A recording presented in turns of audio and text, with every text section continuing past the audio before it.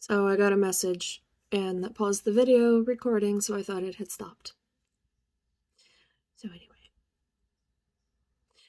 So just think about that. It's not that there are more left-handed people, it's that left-handed people were allowed to be left-handed. It's not that a bunch of people are trans all of a sudden because, yeah, okay, a few people are mentally ill, feel bad about themselves, and this is a way for them to express themselves. And the vast majority of people, I didn't ask for curly hair. I didn't ask for freckles. I certainly don't want to have acne at 28 years old. If someone could give me a body that, I get to choose how I look, yeah, that's awesome. More power to you.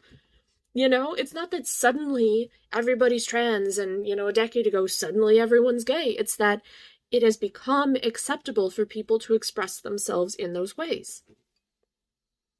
Okay?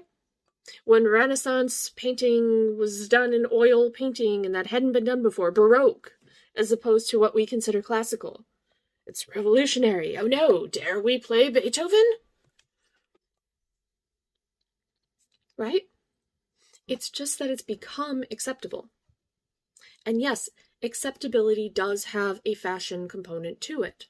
Yes, there is a bandwagon element to it. You know why? Because that's everybody who goes, me too! Then suddenly they find this community of people who are like them. And of course, everyone wants to be accepted by people who are like them. So it's not a fashion statement that everyone's suddenly disabled and transgender. It's that, or millennials are just so. No, it's not that we're weak. It's that we're all getting sicker. We're all getting poorer. And so at a certain point, you get disenchanted with the status quo and you go, well, what's the point? The gig economy is far more lucrative than a factory economy. That's no longer how we do business. We jump jobs in order to get promotions. We no longer stay at the same place, get most of our healthcare costs covered, and get a gold watch after 25 years. We don't get that. So let's not shame each other for following trends instead of old traditional paths that make zero sense to follow.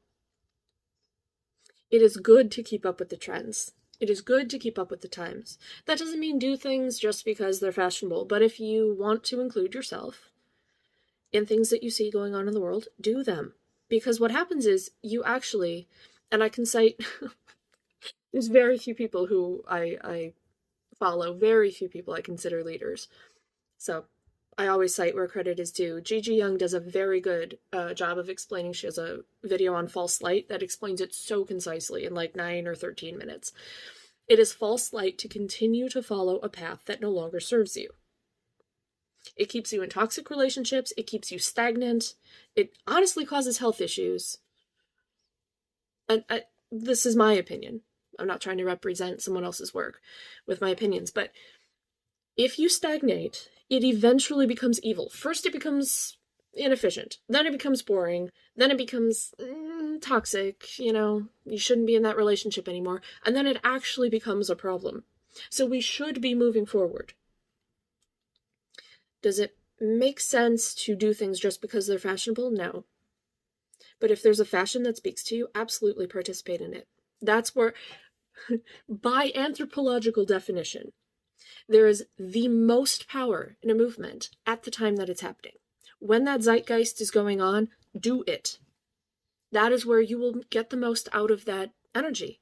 If you wait 10 years to try a pumpkin spice latte, that doesn't make you a reverse hipster. It just means it's less available, right? Another 20 years, is that going to even be a thing? Probably not, right? So if you wait 20 years to try pumpkin spice, you're going to be disappointed because it's going to be hard to find and or expensive. Okay? So if everyone wants a woman president and you're afraid to jump on that bandwagon, do it. Whatever. And I'm not for that person, but who cares? Right? Okay, that's just nonsense. It is healthy to participate in a group action when it is going on. It is healthy. It does not make you stupid. It does not make you unoriginal. Yes, maybe if you're being boring and you're not thinking for yourself, but if you see other people doing things and you believe in those things, do the thing.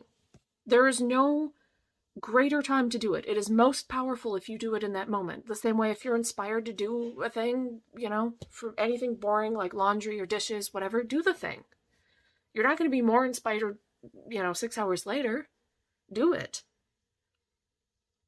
So we should not stay in relationships that don't serve us. We should not stay in an apartment that we don't want. We shouldn't stay in a job that we don't want. We are no longer in this century in a culture where we should stay and do things because it will somehow serve us to, just get a job that makes sense, fit in,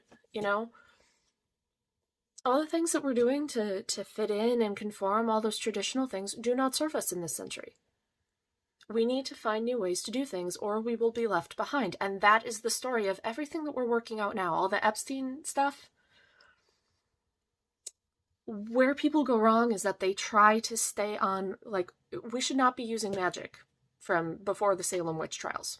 This thing from the 1600s. Cool, read it. Don't use it. That's old. You shouldn't be using it. Well, it's traditional, so it must be right. No, the opposite is true. That doesn't mean do whatever you want and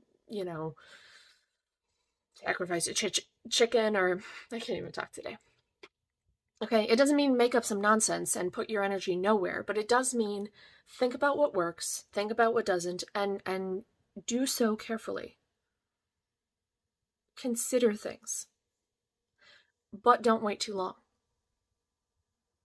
That's all I have to say for today.